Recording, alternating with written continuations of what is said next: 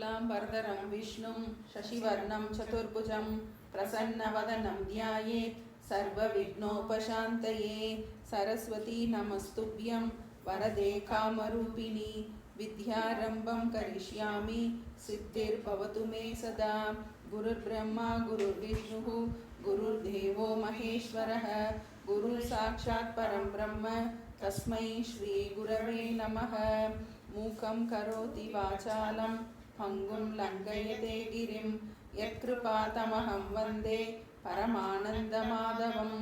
कार्पण्यदोषोपहतः स्वभावः पृच्छामि त्वां धर्मसम्मूढचेताः। यच्छ्रेयस्यानिश्चितं ब्रूहि तन्मे शिष्यस्तेऽहं शाधिमां त्वां प्रपन्नम्। ॐ पार्थाय प्रतिबोधितां भगवता नारायणेन स्वयं व्यासेन ग्रथितां पुराणमुनिना मध्ये महाभारतम्।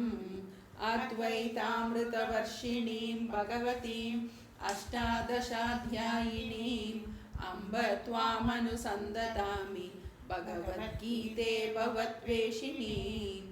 नमोऽस्तु ते व्यासविशालबुद्धे पुल्लारविन्दायतपत्रनेत्र येन त्वया भारततैलपूर्णः प्रज्वालितो ज्ञानमयः प्रदीपः। प्रपन्नपारिजाताय स्तोत्रवेत्रैकपाणये ज्ञानमुद्राय कृष्णाय गीतामृतदुहे नमः। सर्वोपनिषदो गावः दोक्ता गोपालनन्दनः पार्थो वत्ससुधीर्भोक्ता दुग्धं गीतामृतं महत्। वसुदेवसुतं देवं कंसचाणूरमर्दनं देवकी परमानन्दं कृष्णं वन्दे जगद्गुरुं। भीष्मद्रोणतटा जयद्रथजला गान्धारनीलोत्पला शल्यग्राहवती कृपेण वहनी कर्णेन वेलाकुला। अश्वत्थामविकर्णघोरमकरा दुर्योधनावर्धिनी सोत्तीर्णा खलु पाण्डवैरणनदी कैवर्तककेशवः। पाराशर्यवचः सरोजममलं गीतार्थगन्धोत्कटं नानाख्यानः केसरं हरिकथा सम्बोधनाबोधितं। लोके सज्जन षट्पदैरहरः पेपीयमानं मुदा भूयात् भारत पङ्कजं कलिमल प्रध्वंसिल श्रेयसे। मूकं करोति वाचालं पङ्गुं लङ्घयते गिरिं यत्कृपातमहं वन्दे परमानन्दमाधवम्। यं ब्रह्मा वरुणेन्द्ररुद्रमरुतः स्तुवन्ति दिव्यैस्तवैः वेदैः साङ्गपदक्रमोपनिषदैः गायन्ति यं सामगाः। ध्यानावस्थिततद्गतेन मनसा पश्यन्ति यं योगिनः यस्यान्तं न विदुःसुरासुरगणाः। देवाय तस्मै नमः देवाय तस्मै नमः।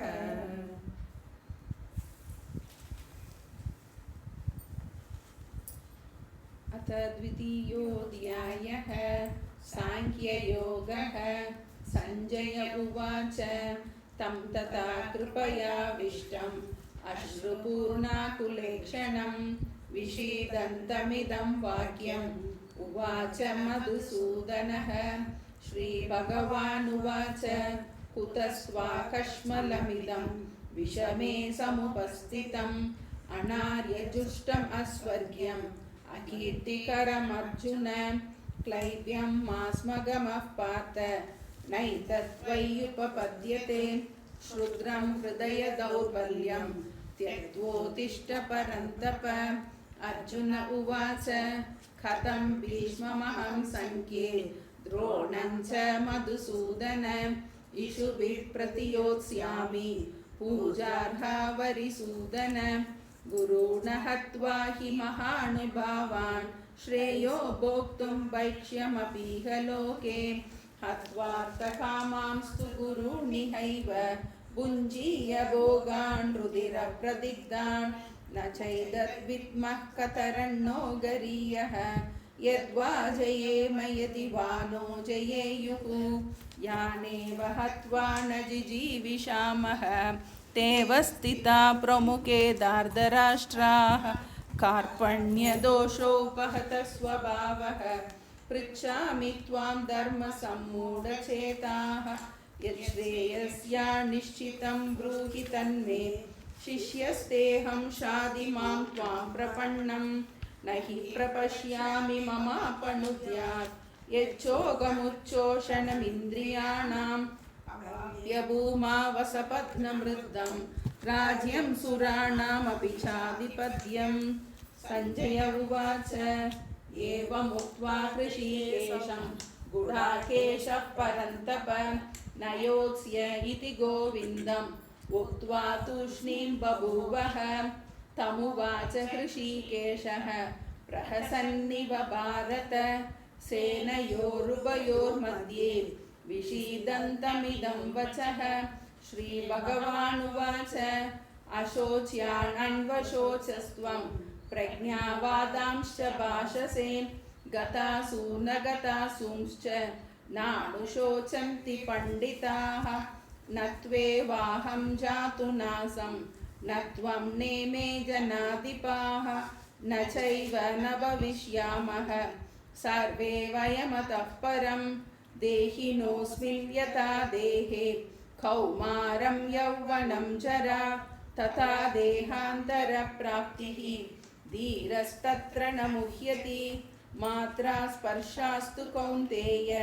शीतोष्णसुखदुःखदा आगमापायिनो नित्याः तां स्थितिक्षस्व भारत यं हि न व्यतयन्त्येते पुरुषं पुरुषर्षभ समदुःखसुखं धीरं सोऽमृतत्वाय कल्पते नासतो विद्यते भावः नाभावो विद्यते सतः उभयोरपि दृष्टोऽन्तः त्वनयोस्तत्त्वदर्शिभिः अविनाशि तु तद्विद्धि येन सर्वमिदं ततं विनाशम् अव्ययस्यास्य न कश्चित् कर्तुमर्हति अन्तवन्त इमे देहाः नित्यस्योक्ता शरीरिणः अनाशिनो प्रमेयस्य तस्मात् युध्यस्व भारत येनं वेत्ति हन्तारं यश्चैनं मन्यते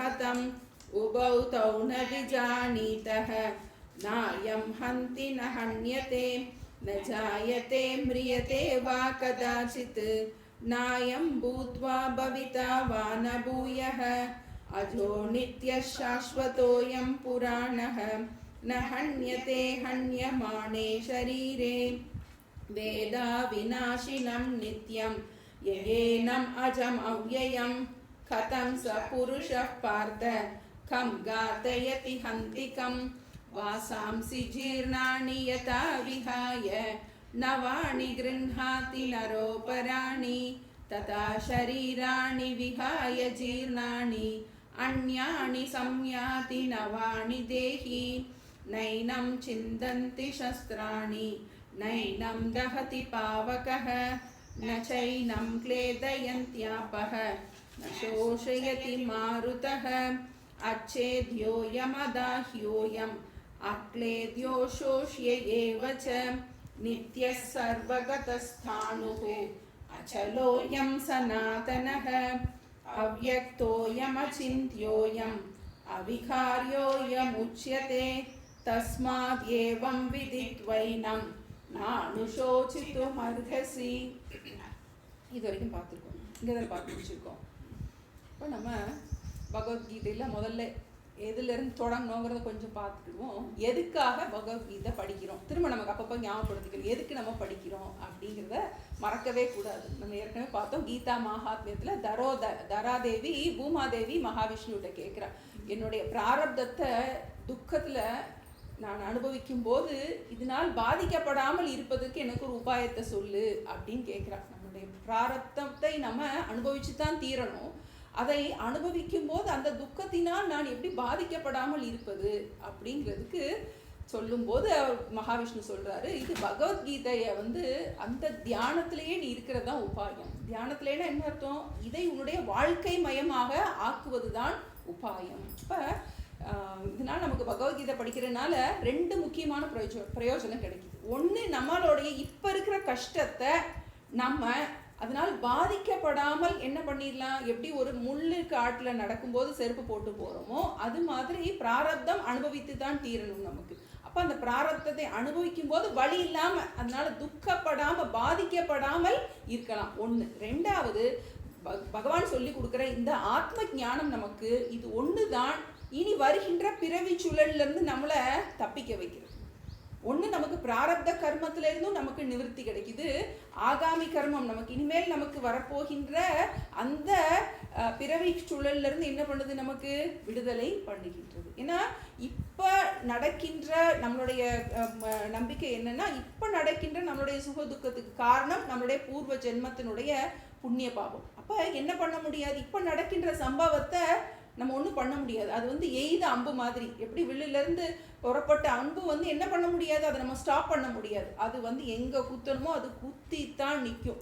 அதை நம்ம என்ன பண்ண முடியாது? அதை ஒன்றும் பண்ண முடியாது. அதே மாதிரி பிராரப்தம் ஏற்கனவே தொடங்கப்பட்ட வினை. அதை என்ன பண்ண முடியாது? அதை ஒன்றும் பண்ண முடியாது. அப்போ அதை அனுபவிக்கும் போது நம்ம துக்கப்படாமல் அனுபவிக்கிறது அது ஒன்று கிடைக்குது. 2வது என்ன கிடைக்குது நமக்கு? நம்மளுடைய அடுத்த பிறவி என்பது நம்ம கையில் இருக்குது. நம்ம இப்போ என்ன பண்ணுறோமோ அதுக்குரிய பலனாக தான் நமக்கு எதிர்காலத்தில் நம்மளுடைய கர்மா எப்படி இருக்க போகின்றது.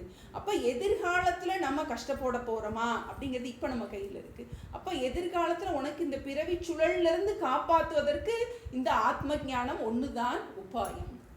உன்னை நீ அறிவது ஒன்று தான் உபாயம். அப்போ துக்கப்பட்டு இருக்கிற அந்த அர்ஜுனனுக்கு சொல்வதன் மூலமாக ஸ்ரீகிருஷ்ணர் என்ன பண்ணுறாரு?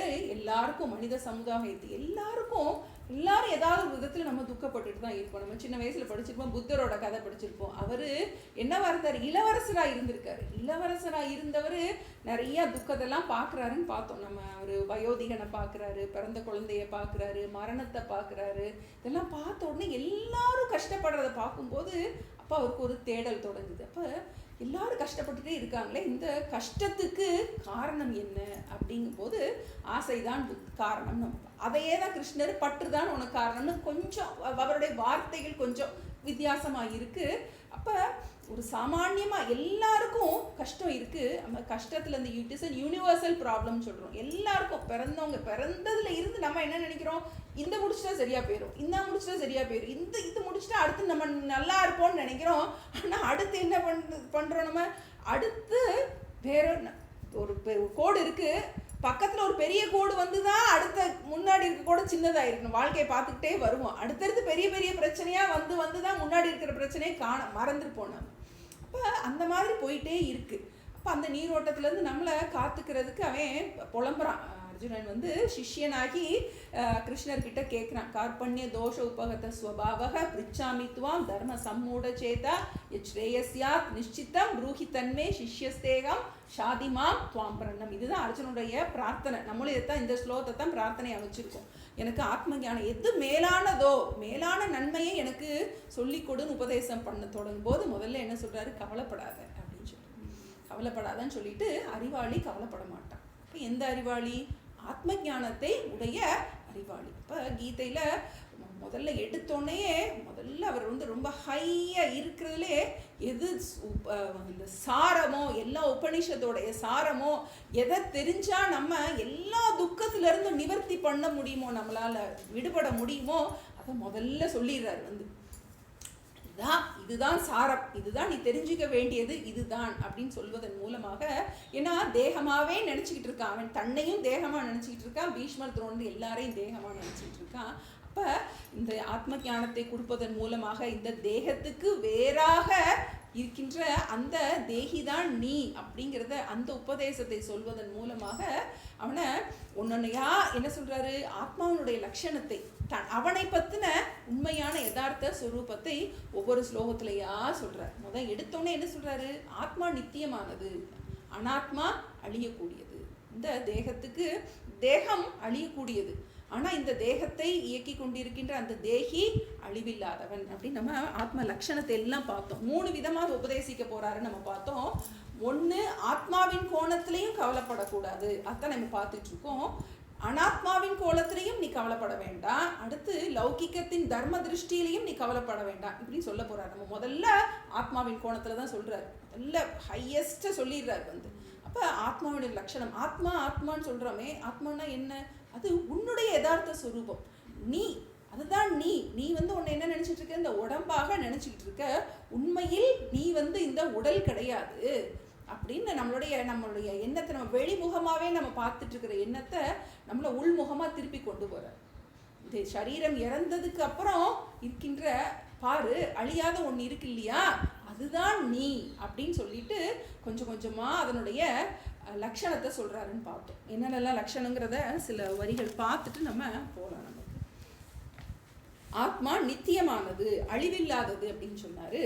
அப்புறம் ஆத்மா மாற்றம் இல்லாதது. எப்படி தேகத்துல ஒவ்வொரு பருவங்கள் மாறி மாறி வருகின்றதோ அந்த பருவத்தை பார்த்து கொண்டிருப்போன்னு ஒருத்தர் இருக்கான்.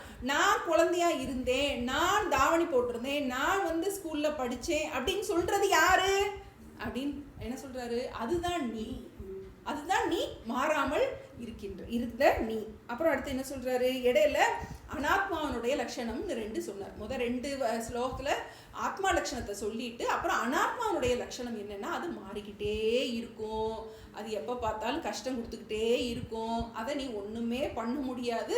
தாம் திதிக்ஷஸ்வ, அதை நீ பொறுத்துட்டு தான் ஆகணும். அனாத்மாவில் துக்கம் வரும், உடல்ல துக்கம் வரும், உறவுகள்ல துக்கம் வரும், வியாதி வரும், பொருளாதாரத்தில் பிரச்சனை வரும். அப்ப அனாத்மாவில் எப்பவுமே மாற்றம் வரும், அதை நீ பொறுத்துட்டு தான் ஆக வேண்டும் அப்படின்னு சொல்லிட்டு, இந்த பொறுத்து கொள்பவனுக்கு என்ன கிடைக்கும்? பொறுத்து கொள்வதால் உனக்கு இந்த ஞானம் பிரயோஜனத்தை கொடும். அமிர்தத்வாய கல்பத்தை அப்படிங்கிறார். இது நல்லா உனக்கு இந்த பொறுமை உனக்கு நல்லா, இதை நீ நன்றாக ஆத்மா வேறு அனாத்மா வேறு நீ பிரிச்சு அந்த துக்கத்தை நீ தாங்கி கொண்டினா உனக்கு அமிர்தத்துவம் கிடைக்கும், மரணம் இல்லாத நிலை கிடைக்கும் அப்படின்னு சொல்ற. மரணமற்ற நிலைனா என்ன? நீ பிறவி சுழலிலிருந்து விடுபடுவாய் அப்படின்னு சொல்லிட்டு மேற்கொண்டு திரும்பவும் என்ன செய்யறாரு? ஆத்ம லட்சணத்தையே சொல்றாரு. ஆத்மா சத்தியக, சத்தியமானது. சத்தியம்னா என்னது? எக்காலத்திலும் 3 காலத்திலும் இருப்பது. ரொம்ப முக்கியமான ஸ்லோகம்னு பார்த்தோம். நாசத்தோ வித்யதே பாவக நாபாவோ வித்யதே சதக உபயோர் அபி திருஷ்டோந்தக அனையோகோ துவத்வதர்ஷிபி.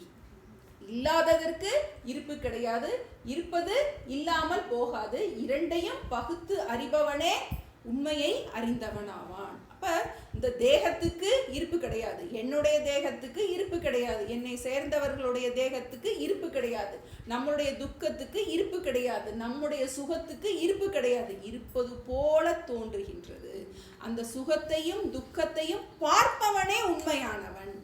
இந்த சுகம் இருக்கு, நான் துக்கமா இருக்கேன், எனக்கு கஷ்டமா இருக்கு, எனக்கு சந்தோஷமா இருக்கு இருக்கு இருக்குன்னு சொல்றியே, அதுதான் நீ. இந்த எப்பவுமே நம்ம பார்க்குறோம், நான் இந்த என்னுடைய உடைக்கு வேறானவன், அப்ப நான் இந்த உடை கிடையாது. அப்ப அதே மாதிரி இந்த துக்கத்தை நான் பார்க்கிறேன், அப்ப இந்த துக்கத்தை நான் பார்க்கிறேன், அது துக்கம் பார்க்கப்படும் பொருளாகின்றது. அப்ப துக்கம் என்பது எனக்கு கிடையாது. அதுதான் நமக்கு முக்கியமா பிடிக்க வேண்டியது. அதான் உண்மை. நம்முடைய சாரம். நம்ம ஏன் துக்கப்படுறோம்? அந்த துக்கம் எனக்கு நினைச்சிட்டு இருக்கோம், ஆனா துக்கம் என்னால் பார்க்கப்படுகின்றது. அதான் நமக்கு இல்லாததற்கு இருப்பு கிடையாது, இருப்பது இல்லாமல் போகாது. ரொம்ப ஆழமான கருத்து. நமக்கு இது புரிகிற மாதிரி இருக்கும், ஆனால் நமக்கு புரியலையேன்னு இருக்கும். நிறைய பேர் கேட்டிருந்தாங்க, இது புரியுது ஆனால் விவகாரத்தில் மனசில் பதிகிறதுக்கு என்ன செய்யணும்? அதுக்கு தான் இனிமேல் வர்ற ஸ்லோகத்தில் எல்லாம் கொடுக்க போகிறாரு கிருஷ்ணர். இது ஏன் நமக்கு இதை எப்படி ஒர்க் பண்ண வைக்கிறது நம்ம மனசில், இதுக்கு நிறைய பக்குவம் தேவைப்படுது.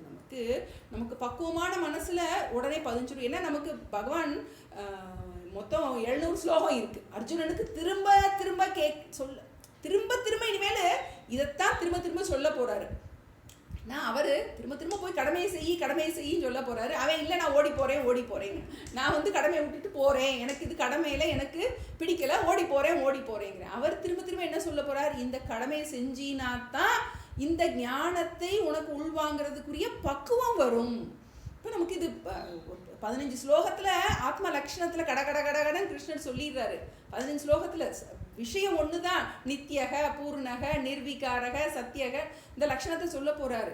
நமக்கு புரியுது, ஆனா நமக்கு என்ன ஆகுது, மனசுல பதியாது. அப்ப அதுக்குரிய தயார் பண்ணுறதுக்குரிய என்ன, எப்படி வந்து சமையல் பண்ணுறது ஒரு நிமிஷத்தில் போட்டு கிண்டி தாளிச்சு எடுத்துடலாம். நம்ம அதுக்கு காய்கறி வாங்குறதுலேருந்து மசாலா அரைக்கிறதுலேருந்து கட் பண்ணி எல்லாம் செய்கிறதுக்கு டைம் எடுக்கும் இல்லையா? அது மாதிரி இந்த லட்சணங்களை நம்ம உள்வாங்கிறதுக்கு உரிய பக்குவத்தை மிச்சம் பகவத்கீதை ஃபுல்லாக நமக்கு கர்மயோகம் வரப்போகுது, பக்தி யோகம் வரப்போகுது, ஞான யோகம் வரப்போகுது, நமக்கு ஒன்றொன்னா சொல்ல போகிறார் நமக்கு. இப்போ நமக்கு அடுத்து என்ன பார்த்தோம், ஆத்மா அப்பிரமேயக, ஆத்மா நான், என்னை ஒரு புறப்பொருளாக அறிய முடியாது. பிரமேயம்னா பார்க்கப்படுவது, அப்பிரமேயம்னா பார்க்கப்பட முடியாது. என்னை, ஆத்மாவாகிய என்னை ஒரு புறப்பொருளாக பார்க்க முடியாது. அடுத்தது ஆத்மா அகர்த்தா அபோக்தான்னு பார்த்தோம். ஆத்மாவாகிய நான், ஆத்மான்னு சொல்லும்போது ஆத்மாவாகிய நான்கிற அடைமொழியும் சேர்த்து போட்டுக்கோங்க வந்து. அப்பதான் என்ன, ஆத்மானா ஏதோ ஒன்று ஆத்மா அப்படின்னு நம்ம நினைக்கக்கூடாது. ஆத்மாவாகிய நான் எந்த செயலை புரிவதும் இல்லை, அதனுடைய செயலின் பலனை அனுபவிப்பதும் இல்லை. அப்புறம் என்ன பார்த்தோம் நம்ம, அது ஆத்மாவாகிய நான் ஷட்பாவ விகார ரஹிதக, எந்த விதமான விகாரங்களும் அற்றது. அதுக்கு பிறப்பு, இருத்தல், மாய்த்தல், தேய்த்தல் அதெல்லாம் கிடையாது. எல்லாம் தேகத்துக்கு தான், உடம்பு தான் பிறந்திருக்கு, உடம்புக்கு தான் வளர்ச்சி அடையுது, உடம்புல தான் வியாதி வருது. இது எதுவுமே ஆத்மாவாகிய எனக்கு கிடையாது. ஆத்மாவுக்குன்னு கிடை சொல்ல வேண்டாம், ஆத்மாவாகிய எனக்கு கிடையாது. அப்புறம் ஆத்மா நிரவயவகன்னு பார்த்தோம். அது வந்து என்னது, இதனால வெட்ட முடியாது, ஆயுதங்களால் வெட்ட முடியாதுன்னு பார்த்தோம். அது நீர்னால நனைக்க முடியாது, காத்துனால உலர்த்த முடியாது. காரணம், அதுக்கு அவயவங்கள் இல்லை அப்படின்னு பார்த்தோம். கடைசியாக முடிக்கும் போது ஆத்மா அச்சிந்தியக, அதாவது என்ன பண்ண முடியாது, அதை சிந்திக்க முடியாததாக இருக்கின்றது அப்படி. ஏன்னா அதுக்கு குணம் குறி எதுவுமே கிடையாது. ஆத்மாவாகி எனக்கு எந்த விதமான குணங்களும் கிடையாது. அதனால அது இன்னது என்று சிந்திக்க முடியாது. அதை எப்படி சிந்திக்கலாம், சிந்தனைகளுக்கு ஆதாரமானவன் நான் சிந்திக்க முடியும். சிந்தனைகளை பார்ப்பவன் நான், அப்படி புரிஞ்சுக்க தான் முடியும்.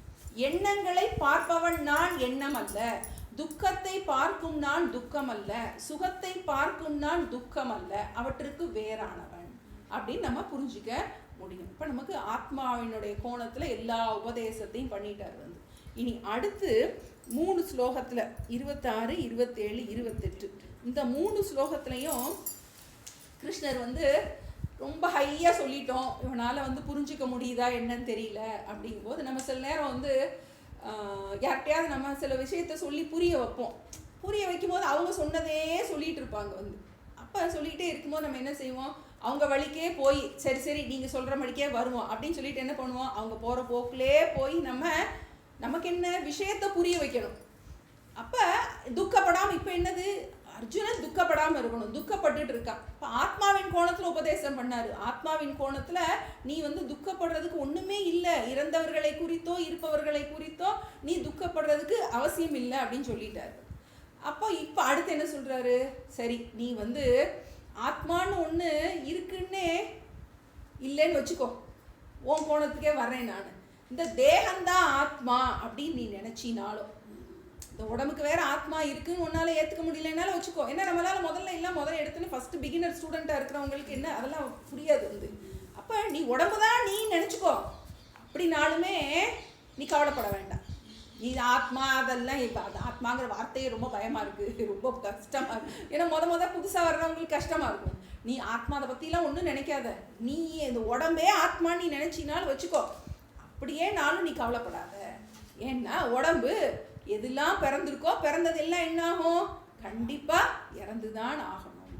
அப்போ அந்த கோணத்தில் பார்த்தாலும் நீயே கவலைப்பட வேண்டிய, ஆத்மா பற்றி தெரியலனாலும் பரவாயில்ல, உடம்பு அழியக்கூடியது நீ புரிஞ்சுக்கிட்டா கூட பிறந்ததெல்லாம் ஒரு நாளைக்கு இறந்து தான் போகணும், அதுதான் நியதி, அப்படி எடுத்துக்கிட்டா கூட நீ கவலைப்பட வேண்டியதில்லை அப்படின்னு சொல்லிட்டு அனாத்மாவின் கோணத்தில் அர்ஜுனனுக்கு நீ இதுலேருந்து கவலைப்பட வேண்டான்னு சொல்கிற.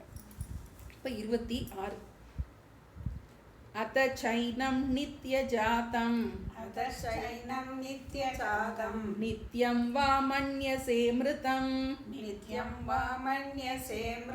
तदापि त्वं महाबाहो नैवं शोचितुमर्हसि अद चैनं नित्यजातं नित्यं वा मन्यसे मृतं तथापि त्वं महाबाहो नैवं शोचितुमर्हसि अத இப்போ இதுக்கு பேர் வந்து அபியுதேயவாதம்னு பேர். அபியுதேயவாதம்னா அவங்களோட போக்கிலே போய் அவங்க சொல்கிறத ஒத்துக்கிறது மாதிரி சரி சரின்னு சொல்லிட்டு அவங்கள உண்மையை புரிய வைக்கிறது. அபியுதேயவாதம்னு பேர். இப்போ இதில் அதச்ச ஏனம் நித்திய ஜாதம். அதன்னா ஒருவேளை நீ இந்த உடம்பே ஆத்மான்னு நீ நினச்சா கூட நித்தியம் வா மன்யசே மிருத்தம், இந்த பிறந்தது எல்லாம் ஜாத்தம் நித்தியம் மிருத்தம், கண்டிப்பாக பிறந்தது எல்லாம் ஒரு நாளைக்கு என்ன ஆகணும், இறந்து தான் ஆகணும். என்ன யாரும் இதில் விதி விலக்கே கிடையாது. நம்ம பார்க்குறோம் அவதார மூர்த்திகள்லாம் பார்க்குறோம், ராமர் சொல்கிறோம், கிருஷ்ணர் சொல்கிறோம், ராமகிருஷ்ணர் சொல்கிறோம், எல்லாரும் என்ன ஆகணும், யாரும் இருக்கலை. பார்க்குறோம் அசுரர்கள்லாம் என்னது பண்ணுவாங்க, வரம் வாங்குறதுக்காக பெருசாக உட்காந்து தவம் பண்ணுவாங்க. வந்ததுக்கப்புறம் சிவபெருமான் வந்ததுக்கப்புறம் எனக்கு இரவாமை வேண்டும், எனக்கு சாகக்கூடாதுன்னு எனத்தையா வரம் கேட்பேன். அதில் ஏதாவது ஓட்டை இருக்கும், அவனோட வரத்துலேயே ஏதாவது ஒரு இருக்கும். எனக்கு என்ன தெரியுது, இதனால இறந்தவங்க எல்லாம் கண்டிப்பாக இறந்துதான் ஆகணும். பீஷ்மர் துரோணர் இன்னைக்கு இல்லாட்டி ஒரு நாள் செத்து தான் போகிறாங்க. அப்படி இருக்கும்போது நீ எதுக்கு கவலைப்பட போகிற, எதுக்காக கவலைப்படணும்? இது தர்ம யுத்தம், நீ பண்ணிட்டு போ. தர்மத்துக்காகத்தானே அவங்க இன்னைக்கு நீ விட்டுட்ட, அதுக்காக அவங்க என்னைக்காக ஒரு நாள் சாகாமே இருக்க போகிறாங்களா? அதனால நீ ஒன்றும் கவலைப்பட வேண்டியதில்லை. அனாத்மாவின் கோணத்திலையும் நீ மரணத்தை பற்றி, நீ இந்த மரணத்துக்காக நீ கவலைப்பட வேண்டாம். ததாபித்வம் மகாபாகு. மகாபாகுனா மகாபாகு தோள்கள், பாகுனா தோல், மகாபாகுனா பலம் வாய்ந்த தோல். பாகுபலி நம்ம சொல்கிறோம் இல்லையா, அதான் பாகுபலினா மகாபாகு, பலம் வாய்ந்த தோள்களை உடையவனே. ததாபி அப்போதும் கூட, இது உடம்பே நீ ஆத்மா நீ நினச்சினாலும், உடலுக்கு வேறாக ஒரு ஆத்மாலாம் இல்லை, அதெல்லாம் உனக்கு அதை ஏற்றுக்க முடியலேனாலும் பிறந்தவங்க எல்லாம் இறந்து தான் போகணும். இதில் நீ ஒன்றுமே இதில் மாற்றம்லாம் நம்ம கேட்போம். இந்த காயக்கல்பம்லாம் பண்ணியிருக்கிறதெல்லாம் கேட்போம். அந்த கால சித்தர்கள்லாம் மூலிகைகளை வச்சு காயக்கல்பம் எதுக்கு பண்ணுறேன்னா நம்மளுடைய ஆயுசை நீட்டிக்கிறதுக்கு. எதுக்காக ஆயுசை நீட்டிக்கிறது அப்படின்னா, ஒன்று சித்தர்கள் அவங்க சித்தி அடைகிறதுக்காக. ஏன்னா நமக்கு பிறவியில் நமக்கு நம்பிக்கை இருக்குது, அடுத்த பிறவி என்ன பிறவி நமக்கு தெரியாது, எங்கே போய் பிறப்போம்னு தெரியாது, கூன்குருடாக பிறப்போமா தெரியாது நமக்கு. இப்போ இருக்கிற பிறவியை, இப்போ நம்ம ஒரு பெரிய வீட்டில் இருக்கோம், நமக்கு விட்டுட்டு போக மனசு வராது. நல்ல ஒரு கம்ஃபர்டபுள் வீட்டில் இருக்கும், நல்ல வசதியான வீட்டில் இருக்கும். இந்த வீடெல்லாம் செத்ததுக்கப்புறம் விட்டுட்டு போகணுமேனு இருக்கும் இல்லையா, அது மாதிரி நல்ல வசதியான உடம்புல வாழ்ந்துட்டு இருக்கோம். இந்த உடம்பை விட்டுட்டு போகிறதுக்கு என்னது, இது விட்டுட்டு போனால் அடுத்து என்ன கிடைக்கும்னு தெரியாது. அதனால நீண்ட ஆயுசுக்காக அவங்க அந்த காலத்தில் பயிற்சி பண்ணியிருக்காங்க. இன்னொன்று மோட்சம் இந்த மனித சரீரத்தில் தான் பெற முடியும். அதனால இந்த சித்தர்கள் சித்தி அடைகிறதுக்காக அவங்களுடைய ஆயுட்காலத்தை இந்த ஜென்மாலேயே நமக்கு சித்தி வேணும் நமக்கு அப்படிங்கிறதுக்காக என்ன பண்ணியிருக்காங்க, இந்த ஆயுட்காலத்தை நீட்டுறதுக்காக அந்த காயக்கல்பங்கள் அதெல்லாம் நம்ம கேள்விப்படுறோம். அதெல்லாம் இருந்திருக்கு, நம்ம இல்லைன்னு சொல்ல முடியாது. ரொம்ப நீண்ட காலங்கள் வாழ்ந்திருக்காங்கங்கிறலாம் பார்க்குறோம். எப்படித்தான் எவ்வளோ நாள் வாழ்ந்தாலும் கடைசியில் ஒரு நாள் என்னதே ஆகணும், நம்ம மரணம்தான் நமக்கு முடிவு. அப்போ அதனாலையும் என்ன பண்ணாத, நீ இதுக்காக கவலைப்படாத அப்படின்னு சொல்கிற. இப்போ அடுத்து திரும்பவும் அதே தான் சொல்கிறாரு, கொஞ்சம் வித்தியாசமாக சொல்கிறாரு.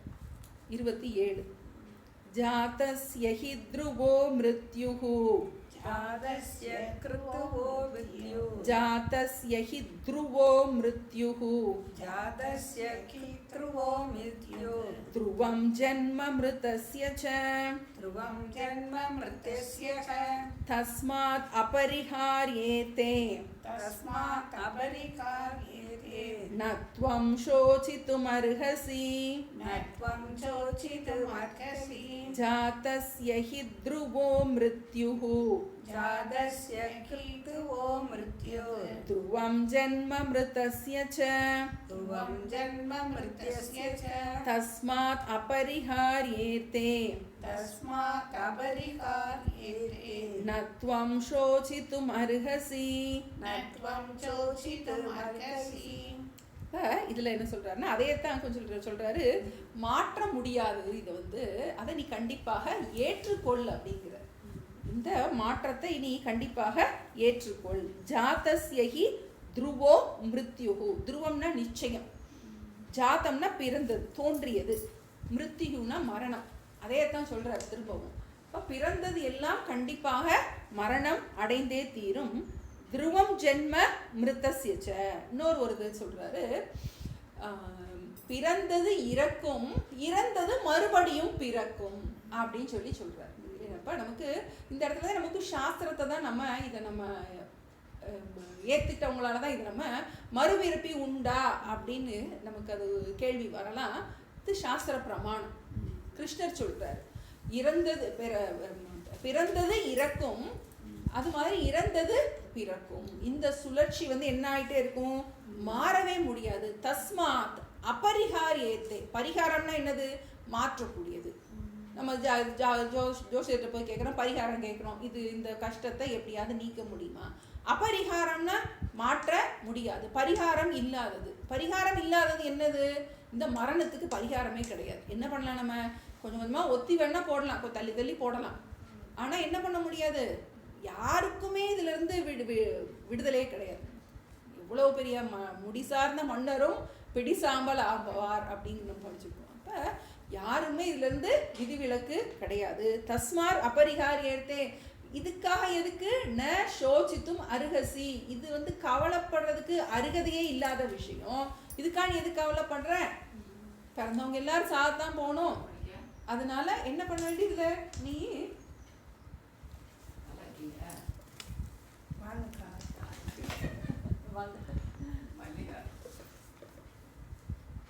நல்லா இருக்கீங்களா? நல்லா இருக்கேங்க்கா. அதான் எப்படி தடி விழுந்துட்டீங்களா? எப்படி தடிக்கு விழுந்துட்டீங்களா? தடிக்கு விழுந்துட்டேங்க. அதான் ரோடு பூரா கல், ஒரு குழியில் கால் பட்டுச்சு. அதான் நம்மளால அந்த கால் ரொம்ப தூக்கி வச்சு நடக்க மாட்டேங்குது.